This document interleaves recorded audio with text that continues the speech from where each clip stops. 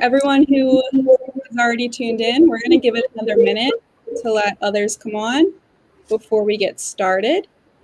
In the meantime, I just want to remind everyone about the conference this August in St. Louis. We should have an agenda in April telling us all of our speakers, and registration will be going up in April as well. So we hope to see you there, whether it be in person or virtually. But that is August, and we're very excited to be able to be in person. You know, fingers crossed. So just give it another 30 seconds or so. Give it a few more people some time. And then we'll hand it over. I'd love to know who's already joined us, though. I want to start that check-in we usually do. See who's here. Refresh my page. My internet's been a little wonky today, guys. Just letting you know. That's why Izzy's here. She's the backup. Bring this open. All right. Okay. Well, hello to everyone that is here, and thank you very much for joining us. As I say at the beginning of these, you're not here for me, so I like to keep it short and simple. Like I said, the conference in August, just keep an eye out for information and keep an eye on our website. And for more Fireside coming up, hello, Tammy from Lancaster. Thank you for joining us. All right. Shauna, hello, thank you. Okay, it's great to see everyone. Well, you know, you can see, but no, everyone's here. And that is my cue. I'm going to turn it over to Sam, and then Sam and Joe will give you the rundown on the Salt House Skills Tracker. So enjoy, and it's your show. Thanks, Jess. All right, good morning, everybody. I'm AVTE. I'm excited to introduce you guys to my brother, if you don't already know him. So a lot of you guys use the Salt House already in your programs for tracking skills. But so just a little history of this program. We went from, in my program in Hawaii, we started as a vet assisting program, and then we had the intention of expanding to vet tech. And then once that expansion started, I knew that we were going to need a good way to track all of these skills. And I didn't want to do it on paper. I didn't want to create my own in-house system. I just needed a better way. So both of my brothers actually work in web design, and I was talking to Spike, no, I call him Spike, Joe. I was talking to Joe about creating a better system, and we worked for what, a year? Yeah, a little more. Yeah, a year, maybe a little more. So my program was the guinea pig. We really kind of figured out how to make this system work for us, and then he wanted other people to be able to use it as well. So the first time he kind of introduced it to vet tech programs was at the AVTE conference in Denver, and you know, more and more people have been using it since then. And during this COVID year, we're at a year now, he decided to make some major upgrades. So there's a second version available. And that's kind of why I wanted to do this Fireside chat, so that people who knew nothing about Salt House could learn about it, and people who are currently using it could learn all of the new pieces and parts that he's created in the last year. So I am going to comments. I'm going to paste for you guys kind of a outline of what we're going to go over because there's kind of a lot of stuff. So that link is in the comments now. So it's kind of a demo outline. We're going to go over just kind of simple stuff, how to log in, what things look like. And then we're going to go over what the instructors see, what the students can see, and then kind of what it looks on the administration side. I'm going to go ahead and let Joe show you exactly what things look like. And I will be monitoring the comment section. So if you guys have questions, please feel free to write those out in the comments. Either I will answer them for you or we'll just bring it up so we can talk about it. Perfect. Thanks, Sam. Okay. Thank you all for taking some time out of your day to, to watch this and to come and check this out. We really appreciate it. We know everyone's busy, so thank you so much for your time. We're grateful for it. We've all been kind of stuck at home during the pandemic, and I found myself with a little free time. And there's kind of a backlog of Salt House requests that had come in over the years, and some of them were just not that feasible with what kind of the V1 of Salt House was. So I took some time and I said, you know what, I'm going to start from scratch and take all the things that we've learned over the years and some of the things that we've wanted to do, and I'm going to do a complete rewrite of the software. And I'm going to try to take some of the things that kind of irked me or some of the things I've wanted to do but couldn't do based on the architecture of the old one and make so that I can do them. So V2 of the Salt House is essentially ready. If you're a current user of the Salt House and you're a paid subscriber, you can start using it today. There's no additional charge. You're already paying for access to the Salt House, and it's just sort of what you can start using. There's essentially nothing to do in terms of migration. All of your data from V1 is on V2. It's all using the same backend. You can literally use your same username and password and log into it. We'll talk about that, sort of migration and transition in a little bit. But I want to announce that we have a V2. There's some cool stuff in here I want to show you today.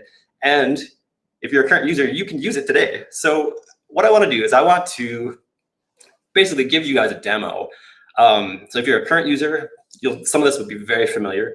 If you are not a user of the Salt House, this is effectively the demo I would give you if you want to, call me up and do a Zoom call and we could talk it through. And after we go through this, I'd be very happy to do that with any of you and answer hands-on questions, things like that.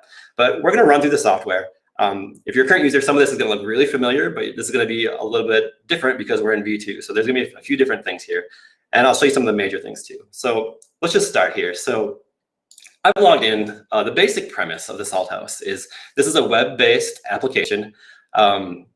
You don't need to install any software. You don't need to have your IT team do anything. Basically, any computer or phone or tablet with an internet connection can use this. When you sign in, each instructor or faculty member has got their own username and password. So when you sign in, the system knows who you are. So I've signed in my demo account as an instructor. And the first thing I see right here is a list of the courses for the current semester that I am teaching. So I am currently teaching, I'm under my fictitious account here, these different course sections. And let's just say earlier in the day, I was in my nursing course and we went and we covered some different skills with some students. I'm going to walk you through the basics, sort of like how do I go in and check off some skills that have been completed by students. So I'm going to click into my nursing course. And what I'll see right here is a list of all of the skills that have been associated with this nursing course. So this is some setup that happens before the course started to say like, okay, here's my nursing course. Here are the skills that should be covered in this nursing course. I can see that we've got the skill text. I can see which ones are hands-on, which ones are knowledge-based, group skills. I can see which ones are required versus optional by the CVTEA. And some of these skills have got the criteria for that. And we'll get into that for just a second. But for right now, let's just take a look at marking off a skill. So let's just say we did this skill earlier in the day. It was a hands-on skill. I click into the skill and I can see, okay, here are the students who are in my course. If we just had one or two students, I could just go in, check those off. Or if the whole course, everyone in the class did this, I could just with one click mark everybody as off, as completed. If I just hit save right now, it would automatically populate the checkoff day as today's date. And I could backdate this if I needed to, if I said, oh, we actually did this yesterday for everybody, or for this individual student, they did it today, but everybody else did it yesterday, something like that. The core thing is in a lot of skills, you're gonna just go in, click set all, leave today's date, hit save, and that's it. If you covered multiple skills, you just go find the next one and say, okay, we did this one today too. Everyone did it. Hit save. That's sort of the core flow for an instructor. They're going to go in, find the skill, mark it off, hit save, move on with their day. Really, really fast and simple. We have a few other pieces we want to show you here on this page. Some helpful things that are going on here. So for the hands-on skills that are required, we actually include as part of the platform, part of the Salthouse software, right out of the box, the skill criteria, the rubrics for sort of what does it mean for a student to go and successfully do the things to be marked off for this skill. These have been provided by Sam's team and the CCCC in North Carolina. Is that right, Sam? You're muted, sorry. So they graciously teamed up to say, we want this in the Salthouse software. This is going to be helpful for us. And I said, okay, well, hey, would you make it, would you guys mind making these available to anybody who's using it? And they said, yeah, no problem. We'd be happy to do that. So they've provided those skill rubrics that your instructors can look up, on the fly as they're marking something off. I'll show you in a few minutes that the students have actually have access to that as well. One other piece I want to show you on this page is if I scroll down. So I'm still in my nursing course. If I scroll down, I can see here's a list of the students that are in my course. At a quick glance, I can see, okay, there's 65 skills in this course, and this student has been marked off for 14 of them. If I was going to click in, I could see, okay, for this one student in this course, here are the skills that have been marked off and which ones have not been marked off. And if needed, I could go mark off individual skills for just this student. So it's kind of nice if you just have a bunch that you need to go check off for a single student. One other thing we've done to sort of help with your flow is that by default, we're only going to show you the skills that have been actually assigned to this course. So these are the skills that are supposed to kind of go with this nursing course. But as you all know, that sometimes you have to be opportunistic, and you have an opportunity to to do something on an animal because you have that animal and that animal needs it done, even if it wasn't necessarily predefined that it was supposed to happen in that course. What you can do is you can say show all skills. What that will do is it'll expand this list to include all of the skills in the system. And if you need to just do a quick search to say, I did something on a dog, you can type, DOG dog, and it'll filter it down to show just the ones related to a dog. And then you go, find the right skill and mark that off for the students that are in there. So that comes up, somewhat commonly, I believe. That's sort of the basic flow for an instructor. If you're sort of regular faculty who has courses and you're teaching every semester and you've got your courses and your students, this is what most faculty are going to see and what they're going to go do. We try to make the process really, really fast and really, really streamlined so that they could spend a small amount of time basically getting in here, getting these documentation requirements done, and just moving on with their day and spending more time educating. We're going to jump over to the student view. So you can, as you're sort of setting up your program and setting up your student account in here, you can actually set your students up with their own username and password so that they can sign into the Salthouse and see their progress and actually participate in the process of getting these skills marked off. I've got another window here where I've already signed in as a student. So this is under that same demo account. I'm looking at as a student here. I'm going to maximize this. And as a student, when I sign in, what So if I sign in, I'll see, okay, here are the courses that I am enrolled in for this current semester. And if I click into a course, I will see the skills that are assigned to the course and which ones have been marked off. So which skills I've completed, my instructor has marked off for me. As a student, I do not have the option to go mark a skill off myself. But I know that there are a lot of programs out there who basically, they're in a situation where they make it so that the skill checkoff process is sort of like student initiated or student led. Back when people used binders, and I know some of you probably still do, that student would carry that binder around. If they went and did a skill, it'd be on them to go up to the instructor and say, hey, can you sign this off for me? We can sort of emulate that here as well. And I think a lot of people are sort of doing a hybrid where the instructor will initiate some and the student will initiate some. Either way, with the student account here, I can say, okay, I need to go and say to my instructor that I actually did this skill. So I could say, I could pick the day. I said, you know what, I did this last week, and put a little note in, and I could send a notification to the instructor. I'll get a little thing just saying, confirming that I did that. And if I click back over to my instructor account, so this is the thing that's new in V2. In the original version of the Salthouse, this notification system did not exist at all. So I can see, okay, I've got 3 notifications up here. So I'm here under my instructor account again. And I've done this demo a few times, as you can tell. I've got 3 notifications, and this one that's in bold is my new one, where this is a student who submitted this. I can see what course and what semester this happened in, which skill that the student is talking about. And they're reporting that they did this on the 17th, and they put a little note in. So from here, I could really easy, click, click, click. I could, just accept the notifications or the sign-offs that my students have done. I can reject them. Or if I need to edit a little bit, I can say, you know what, yeah, you did this, but we're kind of a stickler about dates, and you did this on the 19th, not the 17th, and I'll save it as that. So this is something that's been requested a lot from clients of the Salthouse saying, hey, this is great, our instructors do this, but our previous process was looking a little bit more student-led and student-initiated, and we kind of had something, but it didn't work all that well. I think this really kind of brings that forward and makes it the possibility of having a sort of student-initiated approach not only feasible, but I think better than you could have ever done on paper. So I'm really happy with what we have right here for this. Back on my student account here, I can also, let's see. Let's talk about internships. Before we get into the reporting. So another big addition to the Salthouse V2 is the way we're approaching trying to help you guys manage internships. And in the original version of the Salthouse, we sort of cobbled something together where you could go and put in some internship sites, and students could see a list, and you could sort of define out a list of skills that a student should go do for an internship. And to be honest, no one really used it. We were trying to figure out what we could do to be helpful there. In the Salthouse V2, we've kind of clarified that a little bit.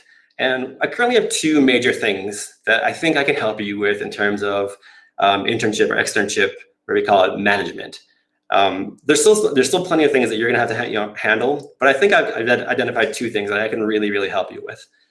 One is the process of a student identifying a site that would be a good fit for them to go do an internship. So what we put in here is a way so instructors can see this too, but we're looking at the student view. What we can do is you can populate a list of the places, the sites where your students might commonly go to do internships. These might be places that are very much in your area. They might be scattered around.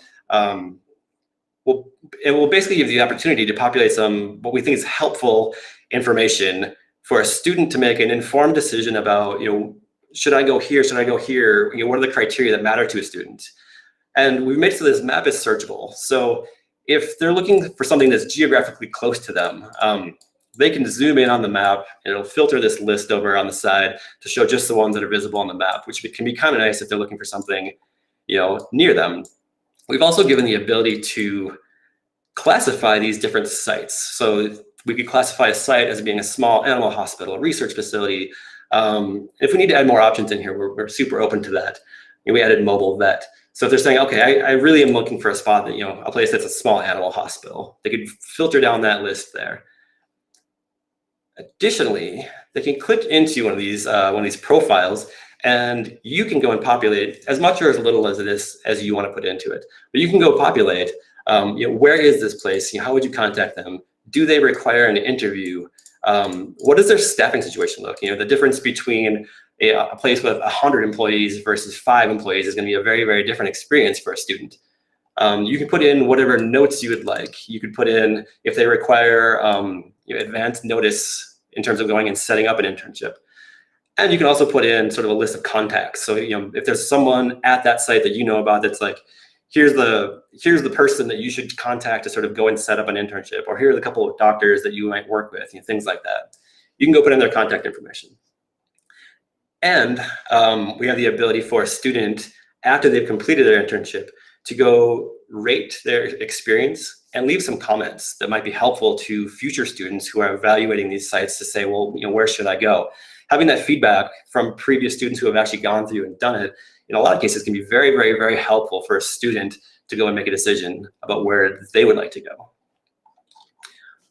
And we can look at the admin part of that in a second if there's interest.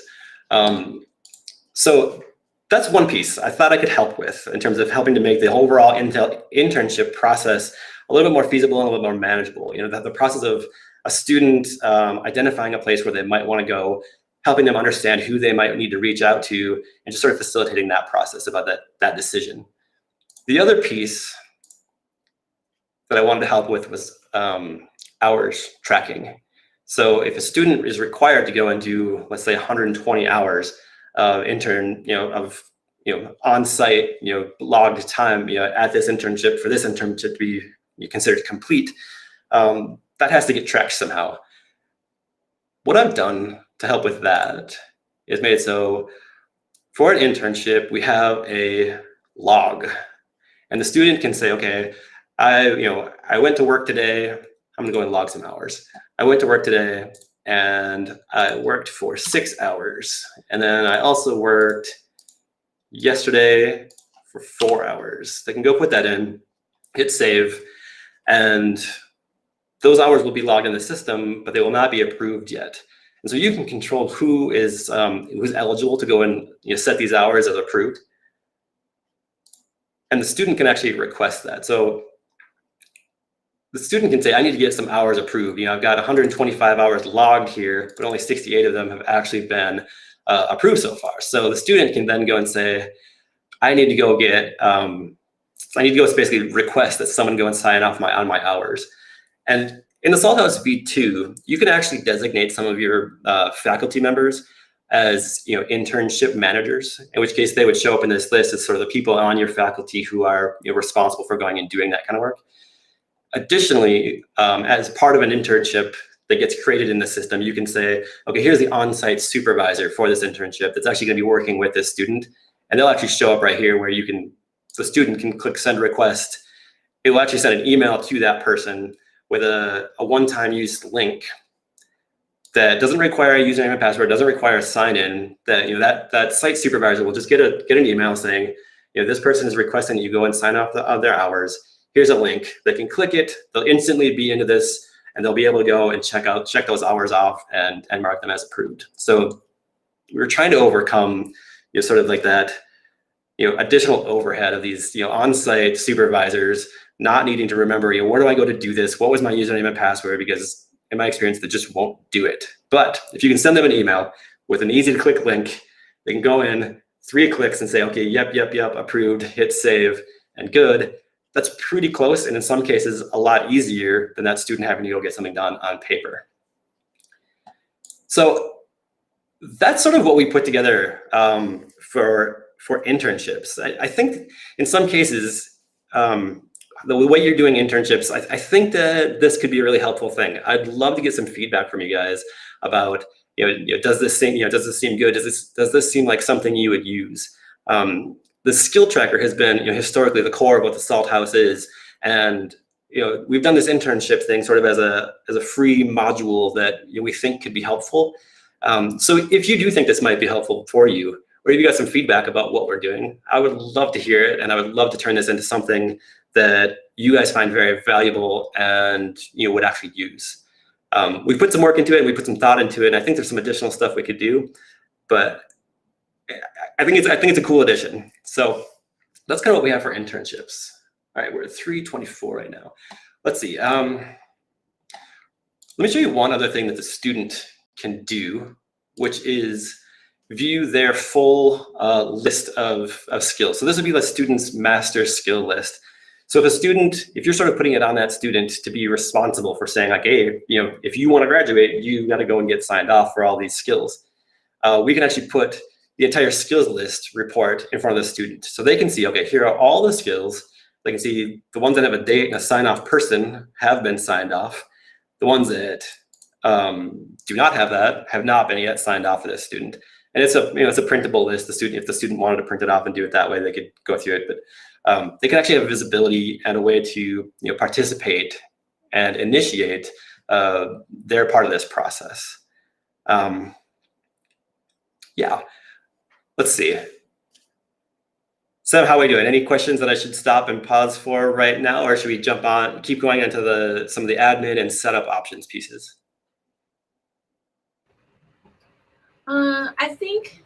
I mean, we can give things kind of a, people a chance to simmer on that. That was really fast. I know it was. All right. We have a limited time. Really fast. Maybe you can summarize that a little bit before you start, or maybe you want me to. So go ahead. Yeah. Yeah. So looking at the demo outline. So if you are just joining us, we created a demo outline. I'll link it again in the comments for us to kind of go through. So I'm looking at that now. Joe, I don't know if you want to pull that up and put that on your screen so that you can see it. So some of the questions were, are the skills preloaded into the system? Yes, they are. There's somebody from Canada and wanted to know about the CVMA skills, which I know that you have some people in Canada that are already using this. So you've kind of worked through that already with them. Yep. So we kind of went through the instructor flow. So every instructor, whether they're full-time faculty or they're adjunct instructors, they're going to have their instructor view where they can see all of their courses, and then each of the students needs to be put into their courses, which Joe is going to talk about next, kind of on the admin side of things. But then what they'll do is they'll be able to see all of the skills that are assigned to that course. For all of the hands-on skills, the criteria is already written in there. And then if they do something that's a little bit out of their regular course stuff, right, that happens. Sometimes you get to mark off a skill that you might not have planned on in that lab because an animal comes in that you're like, wow, we can do a fine needle aspirate or whatever. And you had no idea that that was going to come in that day. And so you can check off skills that aren't connected to that course by searching for the all skills. And then in the student view, the students are able to see all of their courses and their master skills list. So that gives them a little bit of ownership over their learning. And some of them, I find for my students at least, some of them are very competitive and they want to like get all of their skills done. And some of them, take a little bit more nudging in that direction, but they can notify the instructor. And then when the instructor logs in, they can see that notifications tab at the top. And then with version 2 that was created this last year, this new internships area where you can look by region on the map, and then also a way for them to log their hours in this system. And to me, I think probably one of the most important parts is kind of the next portion where there's the admin side of things. I think probably most people watching are closely involved with their programs or are program directors and want to know what it looks like. Like, how do I actually put my students in here? How do I make sure that my students know what the website is? What does it look like? How do they notify me that they need me to check off a skill? So that's what we're going to go through next. Awesome. Thank you, Sam. Yeah. Sorry, I am kind of speeding through this because we have a lot to cover and there's a limited amount of time, Great. Okay, so I'm going to jump back over to my instructor account. And this instructor account is actually set up with program manager access. So not every instructor or every faculty member will have access to what we're about to look at right now. But you can control basically who should be able to access these pieces or not. And there's no limit to the number of people in your faculty that can have access to this. So Under manage this program, this is basically how you go and set up your program and administer things on an ongoing basis. So one of the kind of primary pieces of getting set up in the Salt House is to go and define your courses. So your courses basically define your program, right? So you say, okay, here we, our 2-year program or whatever is basically consists of these courses. And typically you're going to say, okay, each course is associated with different skills. So say, okay, here's my nursing course. And I can look at what it looks like to associate skills with a course. So when I click into that, I can see it says skills for nursing. And I can see, okay, here's a list of all of the skills in the system. And the ones with the checkbox checked under selected are the ones that will be sort of associated with that course. And you can optionally set a skill as reinforcement. Functionally, that doesn't really do anything other than just put the word reinforcement next to it. But if you have a skill that maybe should be in multiple courses, so maybe it's in a first-year course and a second-year course, for the second-year course, you might sometimes want to check the reinforcement box just to indicate, to the instructor and to the student, hey, we know you probably covered this, last year. We did put it here, and we want you to have a chance to sort of reinforce your ability with that skill. So you can go and associate a skill with as many courses as you need to. You can mark it as a reinforcement. One nice thing about the way we've set this up is that unless you do like a major overhaul of your program, you really only need to go and set your courses up one time. You basically go say, okay, here are my courses. And then each semester, which we'll look at next, you'd basically just go and define out, okay, which courses are we actually offering for this semester? You don't need to go reset your courses up and reassign the skills. They're there and you can use them over and over and over as, as semesters kind of come and go. And what that looks like. So under semesters, we can see here are a list of my semesters that we've sort of put into this system so far. If you were going to make a new one, we would ask you to name it, something maybe like spring 2021. You'd set a start date and an end date. I'm just going to jump into an existing one. My perpetual demo semester. And what I see in here is like, okay, here's my semester. And here are the courses that are being offered for this semester. And to add a new course, just kind of going through the setup, you say, okay, I want to add a new course, and you get a list of all of the courses that you had previously set up in your program. And you just basically pick which one you want to do, which one, for each one you're offering this semester. Optionally, you can put in, a section number, days and times where this meets, if that's helpful for you to have in here, and just hit save. I'll look at the existing one I have right here though. After you hit save, you'll get something that looks like this, where you say, okay, here's my nursing course, and I need to go and say, who are the instructors for this course, for this course section this semester. And again, you can say, okay, I'm gonna click in, and I can say, here are my list of, faculty.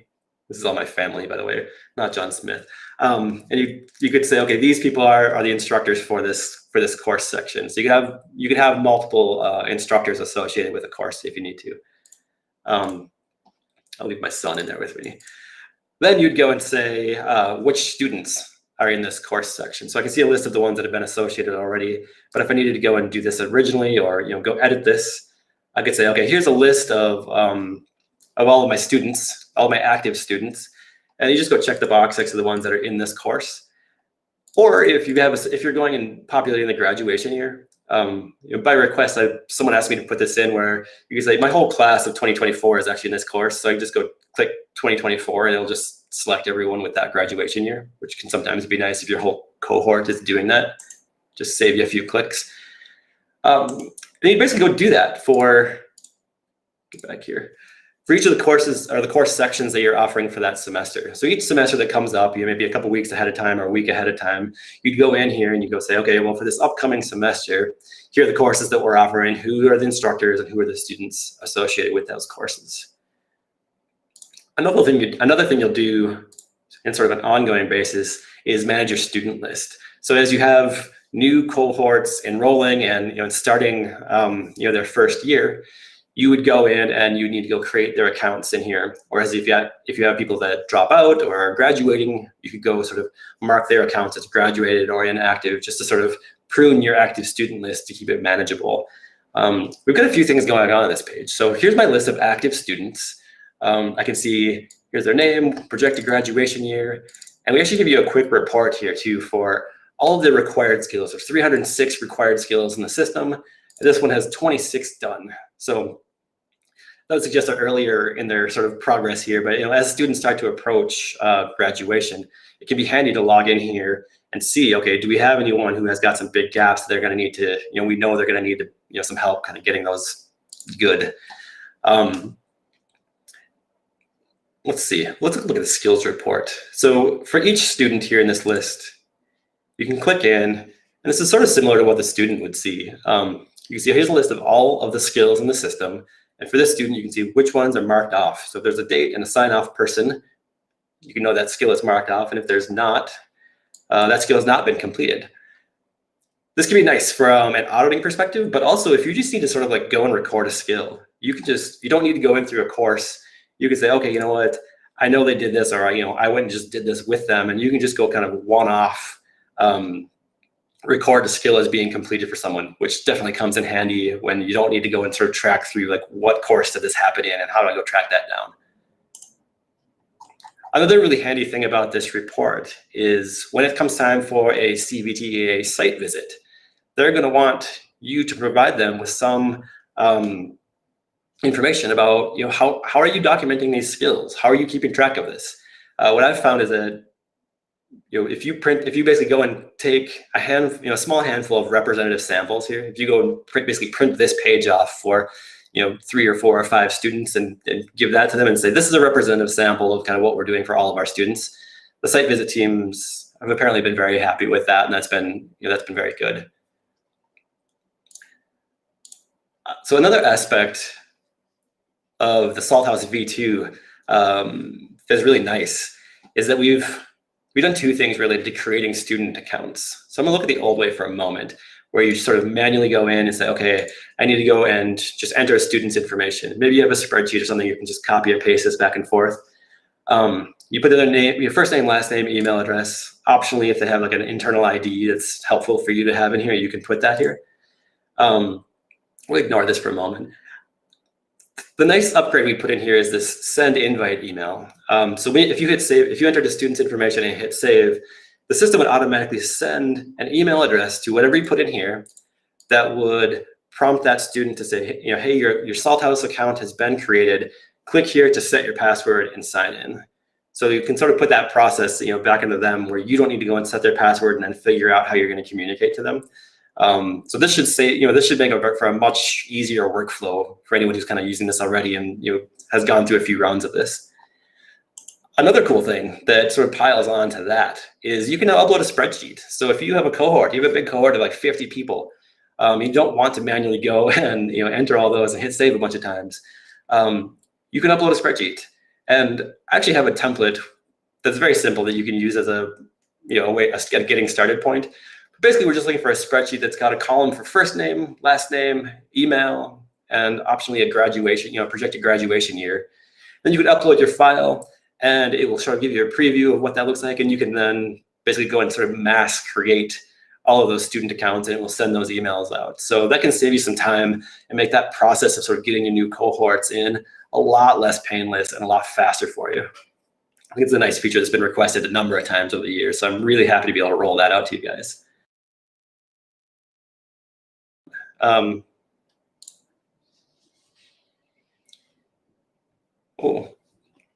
can you hear me? I can hear you. Oh, this is my camera's gone. Okay, can you see me? I can't see you. Okay. Weird. Okay, well, I'm gonna keep going. Stop me if you can't hear me.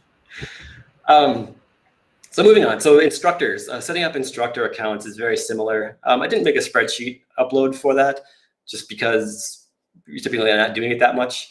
But to create a new instructor account, you would just click in, you'd enter their information, and you could send them an email invite. And you could also, we've got a few different sort of access options for instructors at this point.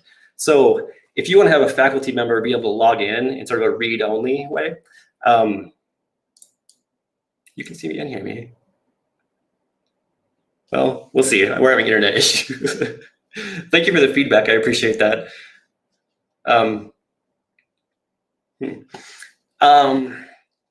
So if you want to have an instructor or faculty member be able to log in but not be able to mark skills as off, this is a request I had received a few times. You can prevent them from being able to mark skills. If you want to mark them, if you want to set them as a program manager, you can do that. And we also have this internship manager. So I kind of touched on that when we were talking about the student, but you can, oh no. You can mark an instructor or a faculty member as an internship manager. So they'll be able to go in and create internships and mark hours off. Let's see. Sam, can you see what I'm showing right now? I'm getting a little bit of feedback saying my screen's a little bit different. Yeah, so you were on the new instructor page and now you're on custom skills. Yes, okay. Okay, well, it's coming up to somebody. I'm sorry for the technical issues. I don't know exactly what's going on here. Oh, Gail, I get it. Yeah, okay, we'll cover that in a second too. Okay, so keep moving. Custom skills. So if you want to be able to go and enter skills into the system that are not from CVTA, you have the option to go and create your own custom skills. You can, let's see, you can give it a name. If you want to put in a skill number, I'll talk about that in a moment too. You can put your own criteria in, and you can mark it as required, group, hands-on, knowledge-based. So in some cases, it's very helpful to be able to go and sort of enter additional skills that aren't, sort of required by the CVTA, but it's something that you want to track in here. You've got that option to go and create custom skills. The skill editor. So this is one that's been requested a number of times. I was very surprised by this, but I totally get it at this point. The big thing I want to touch on here is you now have the ability to put in skill numbers. So if you have got sort of a number that, with basically what you're putting out to your students and your faculty, say, okay, we're talking about skill 2.13, and be able to reference them that way. You can actually go put the skill numbers into here, and they're searchable, they're referenceable, and they'll show up basically everywhere. The skills show up. So that's been something that's been requested by a number of people. So I hope that gets some use. I think that could help some of you out. The other piece is that, let's find one with some skill criteria. So like I said earlier, we're providing text for the skill rubrics or skill criteria for most of the hands-on skills. If for some reason you don't do it this way, if you do it a different way and you want to put some different text into the Salt House, you can go in and put literally whatever you'd like here. So if you do it basically this way, but you want to go and edit it, you could copy and paste and then go make your edits. Or if you do something just a totally different way, that's totally fine. You can go in and put your own text in here. So that can be handy as well. Let's see, we're gonna skip this for a moment. Settings and license info. All right, there's a couple things I want to touch on here that are, I think, nice upgrades for V2 as well. So in the original version of the Salt House, we had a grade field and a notes field that was all over the place. And what I found was that very, very few people actually used it. So in V2, I wanted to make it so it was optional. So if you're going to start using V2, or if you're going to come on this, you can, and you do want to go use the grade and notes field, be sure to go into the settings field here and say show grade field or show skill. And if you want to go and change the heading to say, what kind of a input are you looking for the grade, you can actually go override that as well. A couple of other settings we have here is that you can make it so that students must be eligible to do an internship before they can actually get set up with an internship. And you can optionally allow students to go and create their own internships and not require you to actually be the person who's going through and doing that. It's optional. And you can also say if they need to be approved or not. One other kind of cool thing we've had, we put in by request, is a way to download your data. So if you click this button, you will basically just get a spreadsheet that will include all of the skill checkoffs that you've ever done in the Salt House. So if for some reason you're saying, my IT team says, we need to have our own backup. Or if you use the Salt House for a while and you say, what, this is great, but it's just not a good fit for us. We're gonna stop. that's no problem. I'm sorry that happened that way, but you can download your data. I want you to be super successful with this, and I want you to be able to do a clean transition and to be able to move on. So you can download your data that way. I think this question came up, and maybe Sam answered it, but in terms of sort of the master skills list, yeah, I do manage that. So as the CVTEA makes changes, I actually rely on my clients to send me sort of over the communication, because the CVTEA doesn't send it to me. But typically when those come out, someone will forward it on to me. Thank you, I appreciate that. And I'll go and basically evaluate, okay, well, what needs to happen in the Salt House?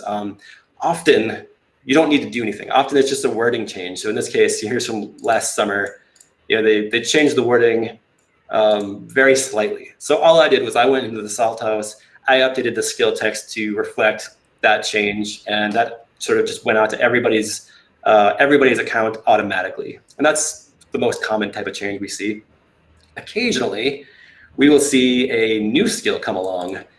So sometimes they split up a skill, sometimes they just go drastically change something so much, or they just add a new skill that was not there before. In that case, I'll go add that skill in. I'll go put a notification in here, and I'll update the header part so you can see, yes, this was updated and there's action required. At that point, it'll be up to you to go and sort of figure out, where in my program should this skill live? If you need to go and assign that to one or more of your courses. So that's sort of the process of handling CVTEA updates to the skill list sort of as they come in. All right, so we're running short on time here because I want to touch on just two more things really, really quick. And they are the reports. So we've got two reports here that are very handy. We're going to talk about the skill criteria report first. So this is basically just a list of all of the rubrics, for all the skills that are in the Salt House. So the ones that we've entered, the ones that you've entered, your overrides, etc. This can be handy if you just want to print this out and have easy access to it in a not digital way. It's also handy again for a CVTEA site visit, because they're also going to be looking for you to provide to them sort of some indication of saying, hey, how do you go do this? What are the criteria that you use? So if you actually do it the way that we have entered here, great, you're good to go. You should just go print this off and they'll be super happy with that. If you do something a little bit differently, I would strongly encourage you to update it in here, because your students will have access to it and your instructors will have access to it. But it's also just sort of an easy way to then print it off for your site visit so that it's just good to go. The other one I'm going to touch on real quick is the skill placement report. So this is handy for a few different types of situations. So we show you at the top any skills in the system that are not currently assigned to a course. So if you go and look at this and you say, oh, this is a skill that we've done, but it's not currently assigned to any courses, that's an indication to you that you need to go and do some setup and go put that somewhere. In addition, the skills that are assigned to courses, sometimes the question might come up, hey, where do we cover this skill? You can go in, do a quick search for, let's just say use the numbering. I'd say search for skill 1.3, discharge a patient. We cover it in this course, this course, this course, and this course, which can be a very handy sort of like lookup function, that comes up on some of those weird occasions where it's just like, well, where does this happen? I need to be able to go and reference that. We have a couple other little things, but we should not spend the time to cover those right now. We've definitely covered the huge majority of the Salt House software and some of these V2 features now. Sam, are there questions that we should cover really quick? Or also, would you mind taking a moment to talk about how you transitioned from V1 to V2 and sort of what that looked like? Oh, sure. So one of the things was a couple people have tried to click through your contact me page. I know, I just realized it was broken before this started, and I have a fix. I'll get it up the moment we get off of this. Sorry about that. Yeah, so I put your email address into the chat for those people, but yeah, I was like, that's not very typical for, I would say that most people that work with you, I mean, they can comment too, but every time the Salt House topic comes up on the AVTE private page, everyone's like, we love Joe, he's the best. So I know that it's not typical for you to not answer somebody. So yeah, I'm like, there has to be a glitch somewhere, because that's not normally how things go. So a couple things that came up. I know that I haven't really told you about this before, so we're just gonna talk about it. So there's a thing called NAVTA, that's the National Vet Tech Association. And what they do is accreditation for vet assisting programs. So there's probably quite a lot of overlap in skills, but they maintain their own skills list. And some of the programs will have a vet assisting program that's accredited by NAVTA and a vet tech program that's accredited for the AVMA. And so they're curious about creating a skills tracker for the NAVTA list. And I said that you would most likely be very open to discussing that for these guys. Another one. I would be super pumped about doing that. I would love to do that. That'd be so fun. Yeah, I figured that would be your response. Another one is, and this probably isn't really on your side so much, but on the educator side, and how difficult it is for students to transfer from one vet tech program to another vet tech program. And it's because of the skills list and because of how we all create our pathway in our program differently and where we put our skills. So it's difficult for a student to say, you know, be a military spouse in Hawaii, complete the first semester or 3 of our program, and then say maybe need to move to California or Texas or another state where there's a large military population and go to a vet tech program there. And I often advise our students, if you don't think that you're going to be able to finish our program, you should wait until you get to your next duty station so that you can be in one location long enough to complete a program. Because I don't want you to pay tuition here with us and then have to transfer to another vet tech program just to start over because they won't take any of our credits. So that's not really on you, that's on us. But my advice is, if it's a possibility, is to provide that student with the skills that they've completed so far, and they could bring that with them to their new program. And then it would really be up to the faculty members at the second vet tech program to manage that student's skills. And that things get a little bit hairy, right? Because it's like, did I see you take a temperature on a dog? No, I didn't watch you do this. So, you know, should you graduate? Should you have to do the skill again? It gets really difficult. So but that's not really for Joe to handle, right? He does the part of providing that list that a student can take with them.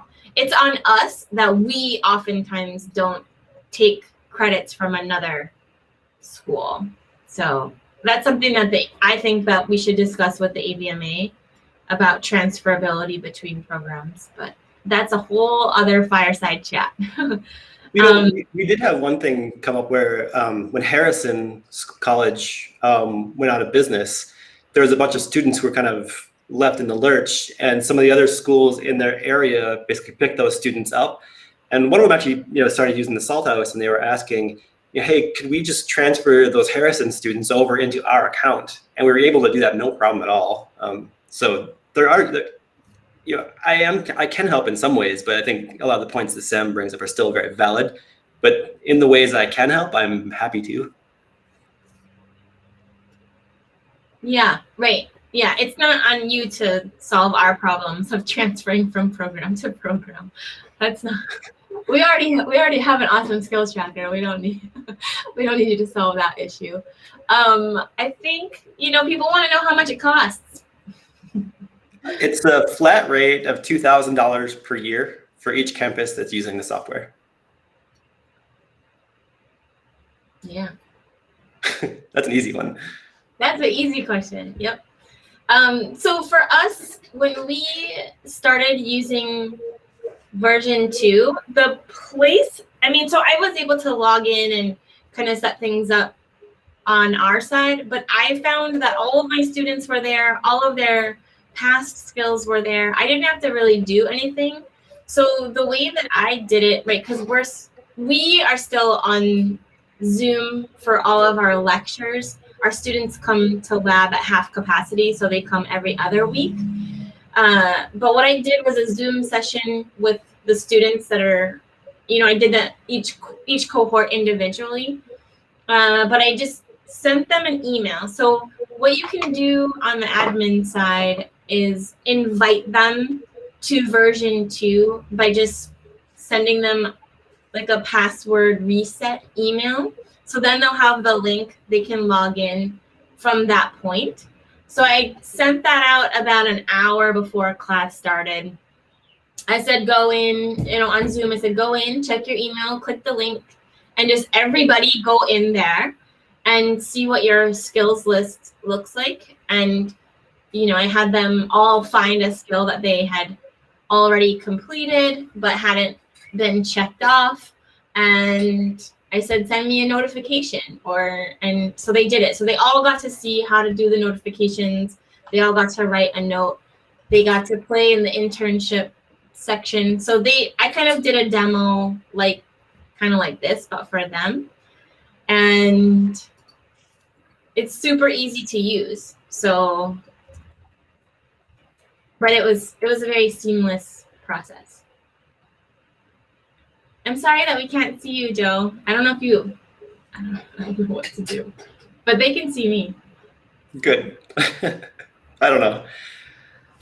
Yeah. I don't know if anybody. Would you mind putting a link out to the V2? Just the URL? Sure. Just the salthouse.co. Yeah. All existing clients, current clients. I'll send an email out.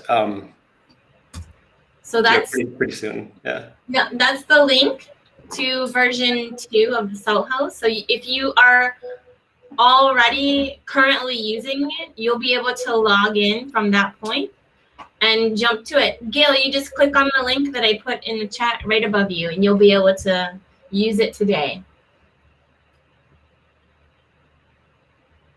I may have missed this.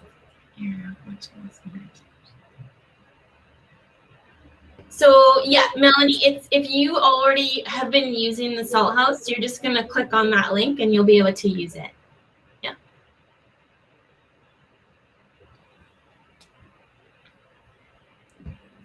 So yeah, if you are currently, yeah, perfect, exactly. So if you're currently using this system, version 2 is ready to go. Your students should be there.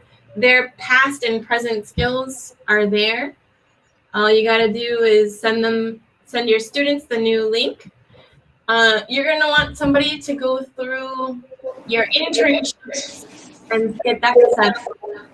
But other than that, you should be ready to go. If you don't currently use the Salt House, you can contact Joe.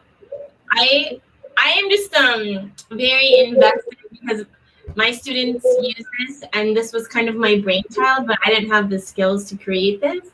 But it's truly my brother's company. I just benefit from getting to use it. I'm not financially involved with his company, so. Thank you, Sam. So yeah, if you're a current client and you want to start using it, please do. If you would like a walkthrough, I'd be super happy to schedule one of those with you. If you're not a client, you don't use the Salt House, and you're interested, give me a couple moments to fix the page on my site, but submit a contact us request, and I would love to schedule a time to do a one-on-one walkthrough with you and answer any questions that you have. I love doing this. This is a passion project for me, and I really like building something that that you guys value and that you use, and it can help make your work lives a little bit easier. Thank you all very, very much for the time today and for going through this and walking through this with us. We really, really appreciate it. Thank you. No, thank you, Joe, very much for taking the time, and Sam. I know the time difference from Hawaii is a little to work with sometimes, but I just want to apologize to everyone for the internet connection going on. It's raining really bad where I'm at, so my internet isn't so stable right now. But I want to thank everyone for joining us and taking the time. And again, Sam and Joe for reaching out and wanting to do this fireside to share this with everyone. Since my internet's a little iffy, I'm going to probably in a couple minutes post a survey link in the chat just because we love your feedback. So we know what we can do next time, what interests you, anything like that. And keep an eye out for conference information in August. But I guess unless Sam and Joe, any last comments or any last questions from anyone, I think we're good to call it a day. It was great. Thank you so much.